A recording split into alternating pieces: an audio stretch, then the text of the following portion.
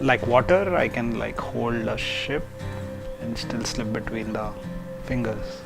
That is what I am from even when I was a school kid, and that's where it all started. I never had a path to follow to success. I just had to figure out everything myself.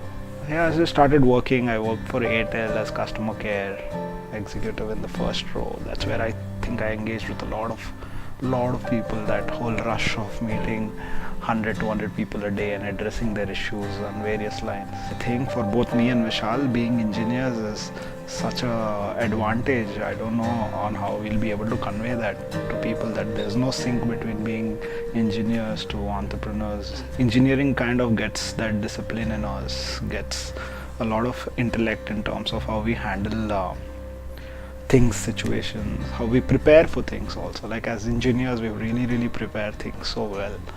And I think it's if I would have studied business management, I don't think I would have been any successful this way. I used to write little things myself, and then someone noticed that and they gave me a job in Chennai actually. At T Nagar there was a magazine called Water Today. Mr. Shanmugam used to run it, and I was just a kid then, and he used to pay me 14,000 then per month to edit and give him stories and go and take interviews and all that. So that went for 6 months, and after that I was called to partner with a really cool and a big industrialist in Hyderabad who wanted to do a magazine, and he actually already did his first 2 issues of the magazine when he met me. Aura of learning what I learned in Chennai versus also personally being a marketing and PR guy, generally with what I do, implementing it through the business, through a magazine, and started supporting him for this magazine. And then once the magazine was doing really well, I think in 2011 and 12, I wanted to move because I am a startup guy. I love startups. But that's also parallelly when social media was taking on my advertising, the advertising industry, the Facebook, the Twitters, the Instagrams were really cool in 2012, where they were actually penetrating the whole advertising industry, which was largely controlled by print media, both magazine and newspapers. Once they started getting in, it actually started affecting my brands, and they were investing the money they were supposed to spend on us on social media. And that's where we out of an accident, maybe, I don't know if I call it an accident, out of frustration of not able to do what I was successfully doing for 3 years, I thought of an idea saying, okay, I started talking to brands saying what they exactly need. They wanted outreach, and I gave them real-time outreach with an idea which was just basic, that I thought of a name. Then the name, I wanted to give the best Indian name to it. So that's where I said, okay, we'll call this the Indian Luxury Expo, and we started it in Hyderabad 2012. I took around 6 months for preparation to create content and idea.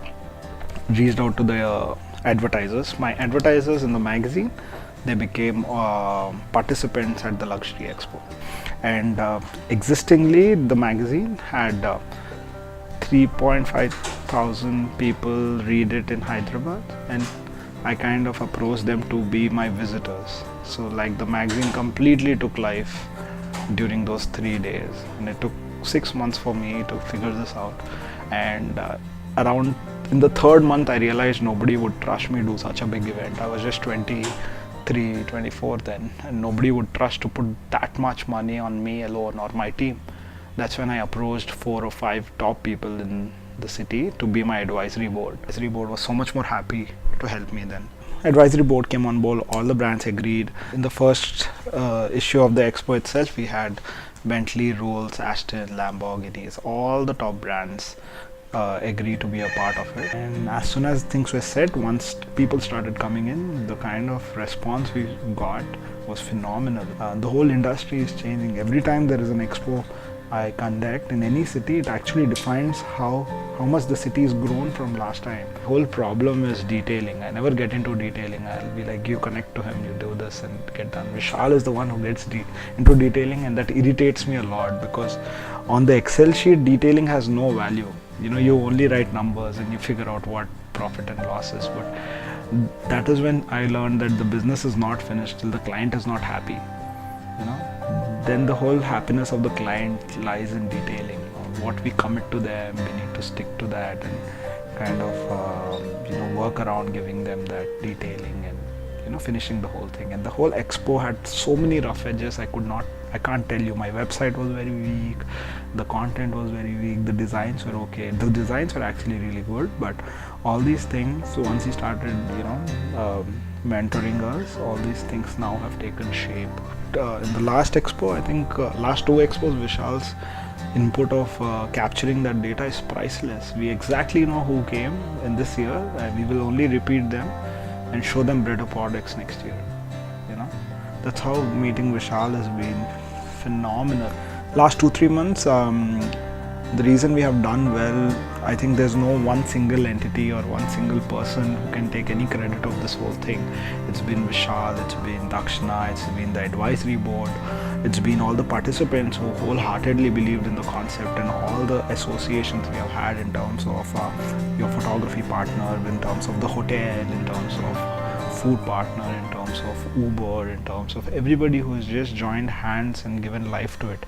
And this is all which is transformed to be magic, and this is something we will cherish not just for a year. I remember my 2012 expo has been remembered by everybody for years to come. I don't think people will forget that event.